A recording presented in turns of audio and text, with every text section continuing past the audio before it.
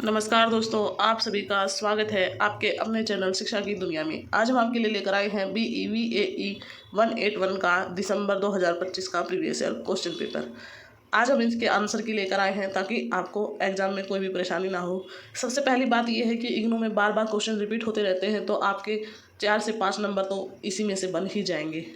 हो सकता है क्वेश्चन घुमा फिरा के दिया जाए, लेकिन आएगा उसी टॉपिक के ऊपर। देखिए, ये आपका दिसंबर 2025 का एग्जाम है। इसमें आपको 2 घंटे का समय मिलेगा और 50 अंक का आपका ये पेपर रहने वाला है। ये जो पेपर आपका OMR सीट पर लिया जाएगा। इसमें सभी जो क्वेश्चन हैं वो कंपलसरी हैं।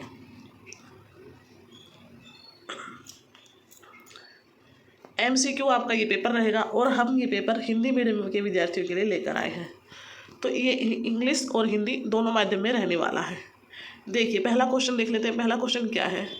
ब्रटलैंड आयोग की रिपोर्ट का शीर्षक क्या है, यानी शीर्षक क्या है उसका शीर्षक है। इसका क्वेश्चन हो जाएगा पहला करेक्ट आंसर ऑप्शन नंबर 1, हमारा साझा भविष्य। ब्रटलैंड आयोग की रिपोर्ट का शीर्षक यही है। नेक्स्ट जो क्वेश्चन है वो आया था सतत विकास लक्ष्यों के अंतर्गत कितने लक्ष्य हैं, यानी जो सतत विकास के लक्ष्य थे उसके अंतर्गत कितने लक्ष्य हैं टोटल, 9, 15, 17 या 8। इसका ऑप्शन नंबर 3 करेक्ट हो जाएगा कि वहाँ पर आपके 17 लक्ष्य हैं। नेक्स्ट क्वेश्चन देखते हैं। नेक्स्ट क्या था? निश्चयवाद शब्द किसने गढ़ा है? निश्चयवाद की अवधारणा जो दी गई थी वो फ्रीडरिक रेटजेल ने दी थी, यानी इसका ऑप्शन नंबर 2 करेक्ट हो जाएगा। चौथा है, जीवमंडल के भूमि घटक को इस नाम से जाना जाता है। जो जीवमंडल का भूमि घटक है वो किस नाम से जाना जाता है? वो आपका पहला है एटमॉस्फेयर, दूसरा है लिथोस्फेयर, तीसरा इकोस्फेयर और चौथा है हाइड्रोस्फेयर। तो इसका ऑप्शन नंबर 2 करेक्ट हो जाएगा। लिथोस्फेयर के नाम से जाना जाएगा जीवमंडल के भूमि घटक को। भूमि घटक आप इसके क्वेश्चन में इसका आंसर छपा है लिथोस्फेयर, भूमि घटक यानी। देखिए, इसका जो आगे है क्वेश्चन नंबर 5 वो है रसोंश्लेषी जीवाणु होते हैं। जो रसोंश्लेषी जीवाणु होते हैं वो कौन से होते हैं? स्वपोषी, परपोषी, भक्षपोषी या मृतपोषी? तो जो रसोंश्लेषी जीवाणु होते हैं वो स्वपोषी जीवाणु होते हैं। इसका ऑप्शन नंबर 1 करेक्ट हो जाएगा। छठा आपका क्वेश्चन है, पारिस्थितिकीय अनुक्रम में मध्यवर्ती सामुदायिक चरण को इस रूप में जाना जाता है, यानी किस रूप में जाना जाता है? क्रमावस्थाएं रूप में जाना जाता है, जो आपकी फूड चेन होती है। 7वां क्वेश्चन है, सल्फर चक्र में मुख्य सल्फर भंडार कहाँ मौजूद होता है? देखिए, वो सल्फर भंडार सबसे ज़्यादा मृदा में मौजूद होता है, तो इसका ऑप्शन नंबर 3 करेक्ट हो जाएगा। 8वां क्वेश्चन है, मेपल, बीच तथा ओक किस प्रकार के वनों में पाए जाते हैं? तो ये तीनों प्रकार के जो पेड़ हैं वो शीतोष्ण पर्णपाती वन में पाए जाते हैं, यानी ऑप्शन 2 करेक्ट इसका हो जाएगा। 9वां क्वेश्चन है आपका, जो जीव तने से जुड़े होते हैं वो इस नाम से जाने जाते हैं। जो जीव आपके बिल्कुल तने से जुड़े हुए होते हैं, पौधे के जो तने से जुड़े होते हैं उनको किस नाम से जाना जाता है? यानी इसको परिपादप नाम से जाना जाएगा। ऑप्शन 1 इसका करेक्ट आंसर हो जाएगा। आगे देखते हैं। 10वां क्वेश्चन है आपका, भारत में चरागाह पारिस्थितिकी तंत्र में बायोमास किन महीनों में चरम पर होता है? तो वो किन महीनों में होता है? जनवरी से मार्च में, अप्रैल से जून में, या जुलाई से अगस्त में, या सितंबर तथा अक्टूबर में? तो जो चारागाह होता है, यानी जो हम भेड़ बकरी या गाय जो चराने जाते हैं वो किन महीनों में अपने चरम पर होता है? तो वो होता है सितंबर तथा अक्टूबर में, यानी ऑप्शन 4 इसका करेक्ट आंसर हो जाएगा। आगे जो है आपका 11वां क्वेश्चन है, सरित पारितंत्र का उदाहरण है। सरित पारितंत्र का उदाहरण क्या है? नदी सरित पारितंत्र का उदाहरण है। ऑप्शन 2 करेक्ट हो जाएगा।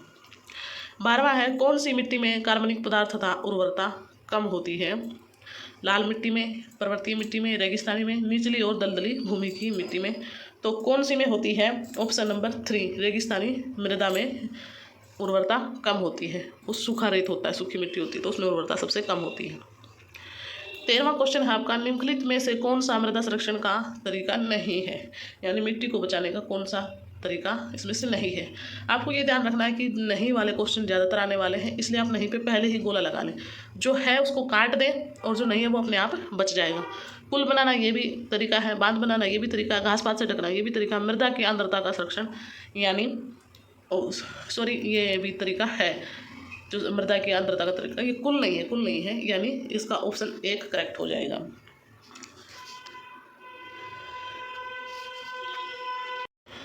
क्वेश्चन नंबर 14 है, अपशिष्ट जल में महीन कणों को क्या उपयोग करके व्यवस्थित किया जा सकता है? जो कण होते हैं पानी में, जो महीन कण होते हैं, उसको किससे दूर किया जा सकता है? तो ऑप्शन 4 इसका करेक्ट आंसर हो जाएगा, कास्टिक सोडा। नेक्स्ट आते हैं नेक्स्ट पेज पर, 15वां क्वेश्चन आ गया आपका। 15वां क्वेश्चन आपका क्या, निम्नलिखित में से कौन सा खाद डालने से प्राप्त नहीं होता है? क्या प्राप्त नहीं होता है? नहीं, आपको देख लेना कि नहीं वाले क्वेश्चन सबसे ज़्यादा आने वाले हैं।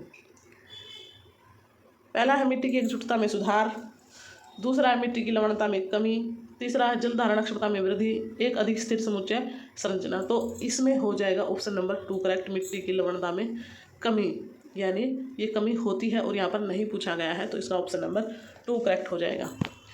16वां क्वेश्चन है आपका, किस प्रकार के वन में शिखरों में आग लगती है? जो किस प्रकार के वन होते हैं जिसकी चोटी में ऊपर आग लगती है, वो किस प्रकार के वन होते हैं?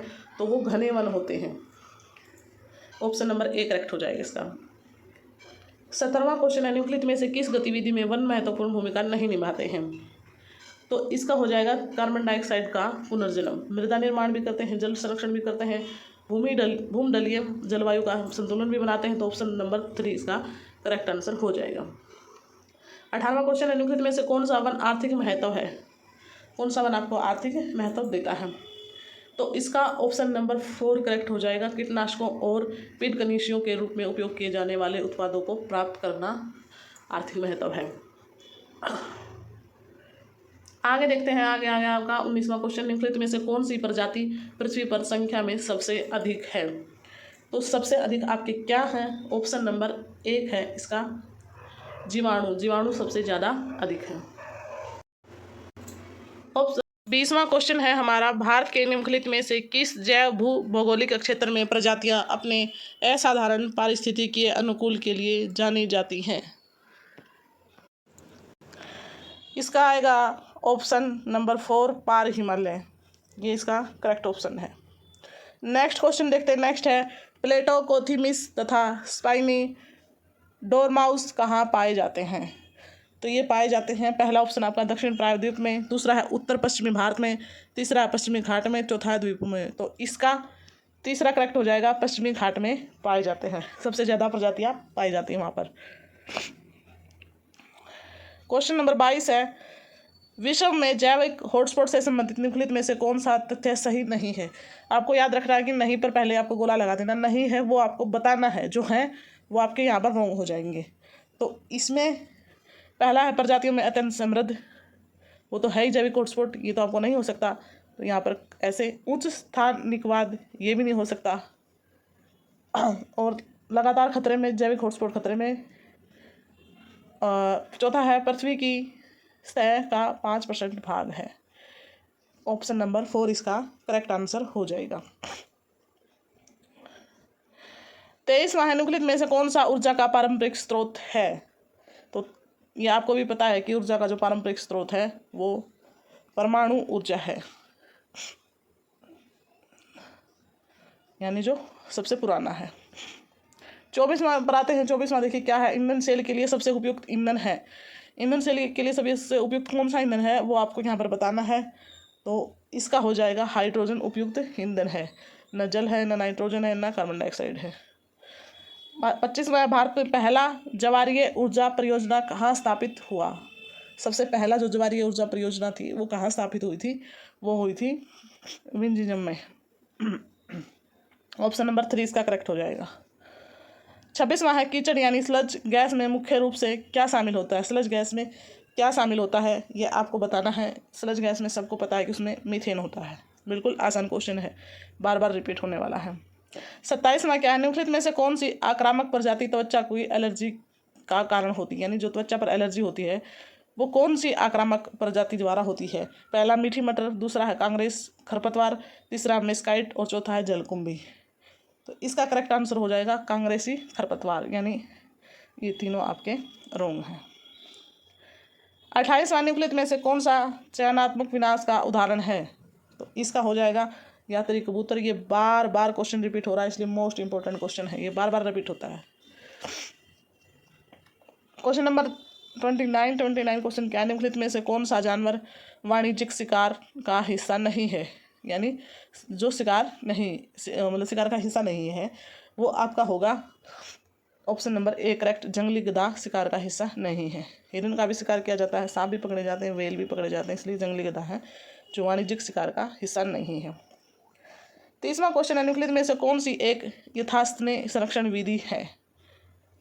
यथास्थनीय संरक्षण विधि कौन सी है? ये है आपकी राष्ट्रीय उद्यान, यानी ये संरक्षण विधि है। 31वां, निम्नलिखित में से कौन सा मुख्य रूप से भीतरी प्रदूषक है?